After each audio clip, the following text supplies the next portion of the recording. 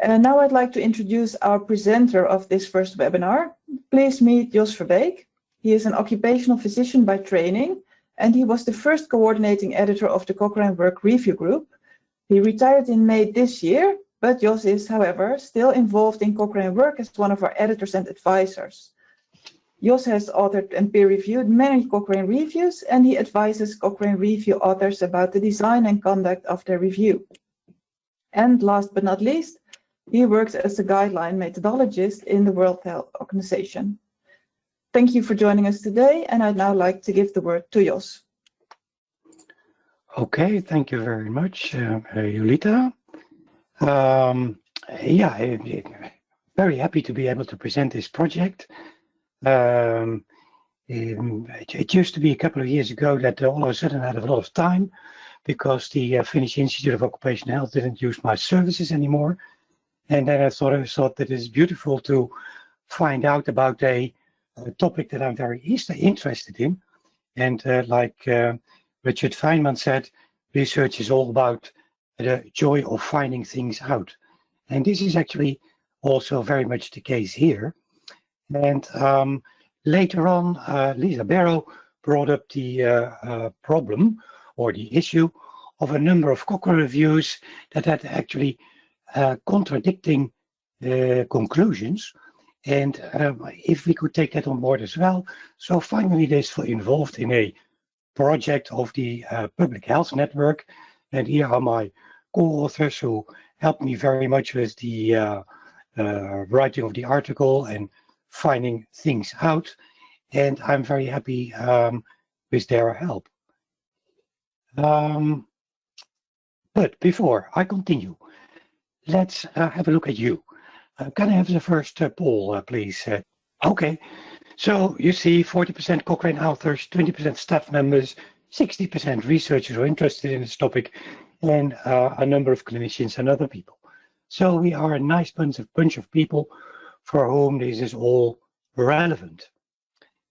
What did I find out in my journey about this individual versus population perspective? Well, first of all, I'd like to talk a little bit about the point of departure, and it is that small relative risks can still have a large population impact. And then the second bit I want to talk about is what is actually a risk and a relative risk, and having some clarity about all these very confusing definitions. And then as the third point, I would like to dwell a little about the idea of a population. What is that and what does it relate to? Because that makes this topic also very complex, and it makes it possible to view it from very different perspectives. And so when we have covered these basics, I would like to go through a couple of examples where you can view things from an individual or population perspective and what we more or less know about this. And then in the end, with all this knowledge, we're going to look at the Cochrane reviews about salt reduction in diets to prevent cardiovascular mortality that have actually two opposing conclusions. And we will see if with the knowledge gained, we can explain that. If you have any questions, just do ask. But yeah, the point of departure. I worked as a guideline methodologist on the WHO environmental health guidelines, one about environmental noise, and one about air pollution, another one still going on about radio frequency radiation. And for example, in the noise and in the air pollution guidelines, we came upon relative risks for mortality that are very small. The main thing in air pollution is the concentration of particles smaller than 2.5 micrometers. And there's a systematic review that shows that they are related to mortality. The relative risk for mortality is 1.08 per unit of exposure of PM2.5 in outdoor air. So it means that the risk of dying increases with 8% per unit of exposure.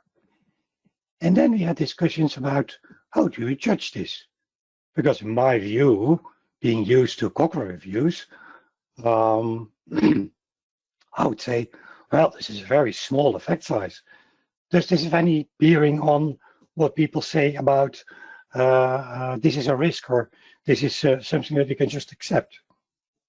And then the answer was from the environmental health experts, yes, but the individual risk is very, very different from the population risk. So you shouldn't confuse these two. And then I was really confused, of course. And I didn't know, is there now an individual risk and a population risk, or is there no such thing? Or how does that work? So to find out how stupid I am, I'm going to ask you, what do you think? Do you have this as a clear idea? Can I have poll number 2, please? So you can see the results now. And there's only 20%, or a little bit less, that thinks that this is an individual risk. And 46% thinks this is a population risk, and 36% think it's both. Now, I'm not going to tell you the right answer immediately, because first I would like to explain a little bit about risk, because that is what is all, let's say, in the back of it. What is a risk? I really started there because I thought I don't understand this, and let's start at the very basics.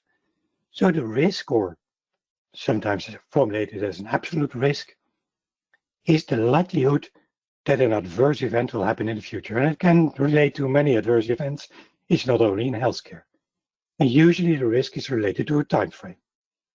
The future being next year or being the next 10 years. And of course, that makes a lot of difference. So it's always related to a specific event, and it's related to a time frame. And it's usually expressed as a probability that something will happen or not will happen. That varies from 0 to 1, or from 0% to 100%, in which 0 means the event will not happen, and 1 means that it most certainly will happen. All risks are actually based on, or almost all risk assessments are based on extrapolation from group findings in the past. And the risk is then expressed as the number of events over the population at risk, or the population to which the events apply. So actually the risk that we are interested in is group-based, but usually we also apply this at an individual level, where we think that this is something that will apply to this individual as well. For example, my absolute risk of dying, my personal absolute risk of dying next year would be about 2.4% based on what people of my age, what happens to my people of my age, and based on these group findings. And I think that this risk is rather small. I can't do anything about it, and I don't really worry about it. Then in our Cochrane reviews, or in most systematic reviews that are about the effects of interventions or exposures, the findings are expressed as relative risks. Relative risk is defined as the risk in the intervention or the exposed group divided by the risk in the control group. And the relative risk, again, is the average of a group. The big benefit of the relative risk is that it can be easily compared in terms of strengths. A very high relative risk means a very strong association. But the drawback is, of course, that the judgment of the impact is impossible without the knowledge of the baseline rate of the adverse event. An example here in this slide, a relative risk of 0.5 reduces the adverse health event with 50%, but with a baseline rate of 0.5 per 100, the absolute risk reduction, the thing we're interested in, is only, the reduction is only 0.25% or 0.25 per 100 persons. If the baseline rate is, 100 times higher, then also the absolute risk reduction is 100 times higher. So then the probability that the event will not happen is also 100 times larger, bigger, whatever you say in English. So that makes a lot of difference. So relative risks are nice in terms of comparing the strengths of an association, but are absolutely lousy in terms of what does it mean for our risk.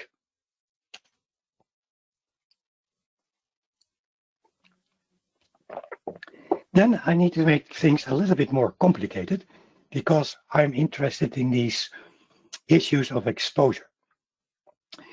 And there we need what is called the population attributable fraction. What is that? It is, with a lot of words, the proportional reduction in mortality that would occur if exposure to a risk factor were reduced to an alternative ideal exposure scenario. In more simple language, it would mean that if you take all exposure away, what would that mean in terms of reduction of mortality or in reduction of the adverse event? And the population attributable fraction depends on only two factors: the relative risk of the exposure and the adverse health outcomes, and the prevalence of the exposure. And the interesting thing is that it is one measure that you can only measure the population level, because attributing causes at the individual level is, of course, totally impossible. And here I show you just a formula, just to see that it's simple to calculate, and you don't have to keep that in mind. Just keep in mind that the population attributable fraction gives you an idea of how much prevention can be done by taking the exposure away, given a certain relative risk and a certain level of exposure in a group. And then I come to the risk difference. We all are aware of that. We seldom use it in Cochrane reviews. And actually the risk difference is much more interesting figure from the point of view, what does this mean for me, or what does this result mean for a group? It's a difference in risk between the intervention and control group, like the word nicely says. The problem is it's also called excess risk, attributable risk, absolute risk reduction, and it makes it all very confusing, because if you're not totally expert in this area, you very quickly get confused if someone talks about an excess risk and you talk about a risk difference. So here I try to stick to the risk difference. And the nice thing of the risk difference, of course, is that it is expressed as an absolute risk, as a probability. How much less likely is it that this event will happen to me or to my group? Well, actually, these are all the basics that you need to be able to say, is there now such a thing as an individual risk and a population risk? And my answer would be, no, there's no such thing. Because all risks are group-based, and actually the problem is that it's really difficult to apply them to an individual. And there's only one number. There's not two different numbers that apply to the individual or the population risk. But what is different is the perspective from which you look at the numbers. And that was really something that felt like, this helps me to understand the problem. It's not about different risks, but it's about the difference in perspective that you take. Like we know, for example, from economics, that the perspective of the costs can be very different if you look at it from the perspective of the state or from the perspective of the individual. Then again, is the individual risk different from the population risk?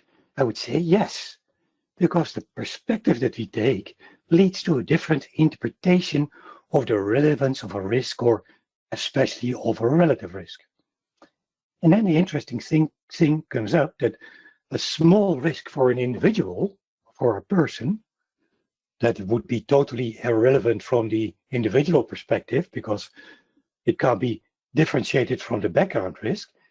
That small relative risk for many can add up to a substantial number of persons being affected in the population, and people would say, hey, this is something worthwhile to look at. So these different perspectives from the group or from the individual can make us change taking decisions. Of course, also other arguments differ from the individual and population perspective. Who pays for the costs of the intervention or the exposure? What kind of values do we have? Are we totally risk averse or don't we mind so much? It's all part of the decision-making process, and I won't go into detail to that today. Let me illustrate the population perspective with an example from air pollution and smoking. Like I said before, the relative risk for mortality for persons exposed to PM2.5 is 1.08, very small, 10% risk increase. If your mortality is not too high, this is something that is really negligible. Mortality for persons who smoke is 2.6, 6 times larger, really substantial larger. Now, if you now consider these risks from the population point of view, and the ultimate population is, of course, the world population, as used in the global burden of disease studies, my question is, how large is the global burden of disease from air pollution and from smoking? If you compare these two, is now the burden of disease similar or different? And we have a poll for that to see what you think about it. For example, can be similar to that from smoking, can be much bigger than from smoking, or air pollution can be about half from that of smoking, or it can be much, much smaller than that from smoking. What do you think? So 21% says it's similar, 53% says that air pollution has a much, much bigger burden of disease than smoking, 40% about half, 12% about 10% from smoking. And the correct answer is that it's about 60% of that from smoking. So outdoor air pollution leads, according to the global burden of disease calculations, to 4.9 million excess deaths each year, and smoking to 8.1 million. And you guessed that it would be much bigger. So let's see how that calculation basically goes. And it's actually very simple. Here I have noted the prevalence of the exposure. So I took first a scenario in which 13.7% of people would be smoking, which is average in, let's say, European countries, and that about 85% would be exposed to levels of pollution that would be 3 units higher than the average level, which is the variation about in Europe. And the effects of these, the relative risk of the effects of these exposure for smoking is 2.6, like we discussed, and for 3 levels of exposure, the relative risk would be 1.3. Based on these 2 figures, we use the formula for the attributable fraction, and we gain 0.18 for both. So if we then look at, we take a yearly mortality rate average in a population of 8 per 1,000, then we can calculate how many deaths there could be prevented in a population of 30 million. In a population of 30 million, each year 240,000 people die, and based on this population attributable fraction, 43,150 would be attributable to smoking. And for PM2.5, same calculations yield about a similar number. So here in my calculation, which is different from the global burden of disease, because these prevalences of exposure are very different and more detailed, I get about the same amount of death that can be attributed to the exposure. And here in scenario 2, I made a few changes. I made the prevalence of the exposure a little bit higher and the prevalence of air pollution a little bit lower.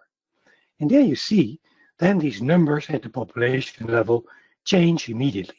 So with the same relative risks, it depends very much on how the exposure is distributed, what the effect or what the numbers at the population level are. And that explains why smoking is still very high, because there's still many people smoking in the world, and the variation in air pollution is very big. But WHO started a campaign some time ago where they said, air pollution is the real big problem nowadays, much bigger than smoking. And actually, that is not really supported by the figures. Okay, are there any questions so far? Hella, do we have any questions? Not yet. So please do, if Okay. anyone does have any questions, please do submit them because we will be stopping to answer them. Okay. Hey, then a big warning. And the thing that confused me when I started thinking more properly about this topic was that population can have very different meanings. We use population now in terms of population risk, which is actually, yeah, it is a risk, but it's a bit difficult if you see it as a different type of risk than the individual risk. But we use it as the number of persons affected by an exposure or by an intervention in a group. And this is actually the same numbers used in the absolute risk reduction or the risk difference. I think we better use, in these terms, we better use the population perspective. Some people talk about population health, where they say, this is the approach where we try to focus on understanding the determinants of health of populations. And that's, of course, very good because they can be distributed very unevenly among different, for example, social economic groups. And actually, that's the only way at the group level that you can study this. But it's different from the population risk as we just talked about. Then some people talk about population interventions that are applied at the group level. And it means that some interventions cannot be applied at an individual level, such as environmental changes. You take away the source of air pollution for everybody at the same time. You can't do that at an individual level, or you apply legislation for everybody at the same level. And of course, that has all kinds of implications for the way you can evaluate these interventions. But again, it's different from the topic we've been talking about. And then there is, for example, population intervention as an intervention for all individuals, where the intervention is still applied at the individual level, such as in screening, but usually for the group as a whole, or again, different implications. Then a very interesting one, I would say, is a population intervention that has added value when applied at the group level. For example, where we have been talking about a lot in these COVID times, vaccination has an added herd immunity effect that makes the group effect actually bigger than the effect at the individual level. And then another very interesting but very confusing one is a population intervention that is directed at high-risk individuals versus decreasing the population mean. And this is a topic that came up in the 80s of the previous century, and that is often called the Rose's prevention paradox, where he said that it would be much better to get cardiovascular risk factors lower for the whole population on average, a little bit, than to treat those people who had a very high rating of their risk factor. So treating people with very high blood pressure would be inferior at the, let's say, population level compared to getting the average blood pressure down. Now, again, this is something that we can just calculate. You can, for a specific group of people, you can calculate how many people would be prevented from dying from cardiovascular disease if you treat the high-risk individuals only. And you can look at getting the average blood pressure down and what that means for cardiovascular mortality. And in the beginning, these calculations weren't performed, and this was very much a theory, and then people were confused, and I was confused too. But finally, in 2006, Manuel et al., they just did the calculations and found out that with the guidelines that were, if they were well implemented at that time, more people were saved where you just targeted to high-risk individuals. So it was very interesting. But that is, again, enough further for another 2 webinars. Let us dwell a little bit about on the individual perspective and the population perspective, and what it mean if you have specific questions. For example, a therapy question. Patient has health complaints that asks for help. And you would find the main difference in pain score. Then we have a beautiful instrument. We have what is called the minimally clinically important difference, and that can guide us in telling if the mean difference in a study makes some sense or not. And for example, for back pain, where you would like to evaluate painkillers, the VAS scale should have at least 15 score points to be a meaningful result of the study. And of course, it's very, very helpful because here we have an immediate judgment of the effect size. When we have a dichotomous outcome, or we have survival, mortality, it's much more complicated because we don't have any of these. We don't have a minimally important difference, and the judgments are there very, very vague. I do remember a friend of mine with breast cancer stage 1 who was offered chemotherapy, and his survival rates with chemotherapy were 92%, and without chemotherapy it was 95%. Well, the physician said, I would advise you to take chemotherapy. I found this a totally impossible judgment of the avoided risk. Again, I would say fodder for another webinar. Then, when you would have a prevention question, a healthy person with no complaints undergoes an intervention to prevent future adverse health effects. There cannot be a minimally clinically important difference because there's no complaints. And the judgment is about balancing the future benefits against the current harms and costs. And that led to some astonishing results, I think. It's been studied in, in surveys of people where they had people asking questions about what they would be willing to do. For example, if they would be willing to take lifelong statins and by what risk reduction level they would be willing to do it. So in this article by Truby, a little bit older already, people said only at the level of a 30% absolute risk reduction over 5 years or 18 months life expectancy increase that they would be willing to take lifelong statins. A similar study by Jos Verbeek found that there had to be a 42 months coronary vascular disease free life gain for people to say, oh yes, I will be willing to take lifelong statin therapy. And as these authors so nicely remarked, these expectations exceed the clinical effects for most risk groups. So people have expectations of what prevention can do that far exceed what we offer them. Then prevention from the population perspective, that would probably answer how many lives will be saved if we eliminate this exposure, or how many serious adverse events will be prevented if we eliminate this exposure. Here's again my calculation of the air pollution. I think that is being dealt with well enough now.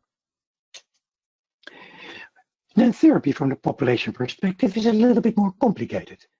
I formulated this question here: how many lives do we save if we implement this intervention for all of the population? And this has been studied a little a long time ago, for example, by Heller, who said we need something like the population impact number. That's the number of those in the population among whom one event will be prevented by the intervention. I find it a bit complicated. They made some calculations. I think much more study is needed here to give us an idea what this means at the population level. Then I turn to my Cochrane reviews. There is at least 2 reviews, there's actually 3 reviews, the third one I will deal with later, about reducing salt in diet. If people get advice or if they get a specific diet to reduce the concentration of salt in their diet, does that help to prevent cardiovascular disease? There's 2 reviews, both conducted about the same time, one by Adler et al. That looked specifically at the prevention of cardiovascular mortality As you see here, the results, they divided it up in normotensive and hypertensive people. These were the relative risk they found, about 0.7, just not statistically significant, small number of RCTs, but a big number of participants. Their conclusion was there's insufficient power to confirm clinically important effects on cardiovascular mortality. Basically saying, this is not important for a person in terms of you won't die any sooner or later. This is not an interesting effect on mortality. Then the other review evaluated the effects of salt reduction on blood pressure. They found a very significant mean difference in systolic and diastolic blood pressure across normotensive hypertensive people, high number of randomized controlled trials, similar large number of participants.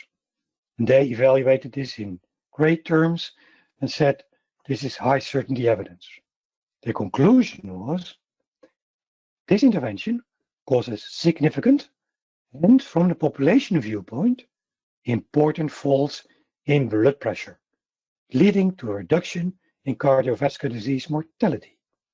So totally opposite to what Adler et al. Said, based on different results. So Cochrane provides us with trusted evidence. Is it now so that we can't trust either one of these reviews, or does it make sense, or what do you think about this? Can I have poll number 4, please? Does salt reduce CVD mortality? What do you think? Yes, it reduces. It may reduce. It's an inconsistent effect. It may not reduce or does not reduce. 16% says, in spite of the Adler review, yes, it reduces CVM. 56% says, well, this is maybe not so certain and it may reduce. Maybe the evidence is not that high certainty after all. 80% says, well, I find it inconsistent indeed. 8% says, well, I think it doesn't reduce cardiovascular mortality, and 2% is certain and says, well, this doesn't reduce cardiovascular mortality. Let's have a closer look at the detailed conclusions. These are the conclusions that are in the review by Hay et al. They said it causes a significant, which is true, reduction in blood pressure. But then in red, I've marked from a population viewpoint, important. Now, with the knowledge we have from the population viewpoint, you would like to see that this is true. First of all, why is there no individual viewpoint in this conclusion? Then they go on to say, I would say far beyond the conclusions of the review, these results provide further strong support for a reduction in population salt intake, which will result in a lower population blood pressure, and thereby a reduction in strokes, heart attacks, and heart failure. Now, they examined individual level salt intake. So totally different from saying you should do population salt intake. It's totally irrelevant for this review. And that this will lead to a reduction in stroke is an assumption that is not based on the results of the review. And then they explain finally what they mean is the population viewpoint. They say, this is the only statement about it in this review, that 6 grams per day salt intake, much higher than their average, would reduce stroke by 24%, coronary heart disease by 18%, and it would prevent 35,000 stroke and coronary heart disease deaths a year in the UK. And of course, this is not based on the results of review, but they're right. This would then be the result of the population viewpoint. But what is missing here is the individual viewpoint and some kind of relation to what they found. So my conclusion would be, you can only judge this tiny little 4 millimeters decrease in systolic blood pressure if you relate it to a CVD mortality rate. And of course, we know so much about the effect of blood pressure on cardiovascular mortality, it is almost a straight regression line that you can easily calculate what the mortality rate would be. And I've done this. I won't bother you with the calculations, but let's say it's again an instructional example where I made my own calculations for a population of 30 million inhabitants. Then this would lead to about 8,000 deaths prevented per year of these poverty in its population. Now, what does this mean from the individual perspective? Tiny little decrease in mortality rate. Nobody would bother about it as an individual, because the chance that you would get killed in a car accident is probably about the same size, and we just drive cars every day. And in addition, it is very difficult to reduce your salt intake, because most salt is there already in the food that you buy, and you have to go to great lengths to be able to reduce it. So I would say from the individual perspective, the results are not very relevant. But from the population perspective, these 8,000 deaths are, an interesting number. We don't know how to really judge them.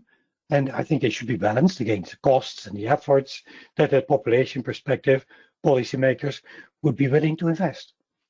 And then again, they're right. SALT reduction is probably best achieved through a population level intervention that does not require an individual effort. But of course, population level intervention is very different from a population risk and can be evaluated. And the Public Health Review Group has a very nice review where they looked at interventions to reduce salt in the diet that were applied at the population level.